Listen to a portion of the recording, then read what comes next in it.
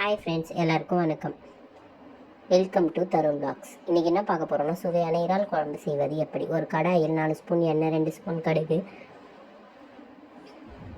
7 பல் பூண்டு போட்டு அது கூடவே நறுக்கி வைத்த 2 வெங்காயம், 2 பச்சை மிளகாய், ஒரு தக்காளியை சேர்த்துக்கொள்ளவும். நன்றாக வதங்கிய பின் கருவேப்பிலை, கொத்தமல்லி, க்ளீன் பண்ணி வச்சுருக்க இறாலையும் சேர்த்து நன்றாக வதக்கவும். அதன் பின் வீட்டில் அரைத்த மிளகாய்த்தூள் 4 ஸ்பூன், 2 ஸ்பூன் உப்பு, அது கூடவே புளி கரைச்சலையும் ஊற்றவும்.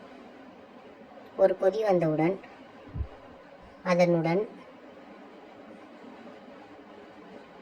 முருங்கைக்காய் சேர்த்து 10 நிமிடம் கொதிக்க விடவும். சுவையான இறால் குழம்பு ரெடி. இந்த வீடியோ உங்களுக்கு பிடிச்சிருந்தா லைக் பண்ணுங்கள், ஷேர் பண்ணுங்கள், சப்ஸ்கிரைப் பண்ணுங்கள். பக்கத்தில் இருக்க பெல் பட்டனை கிளிக் பண்ணுங்கள். தேங்க்யூ.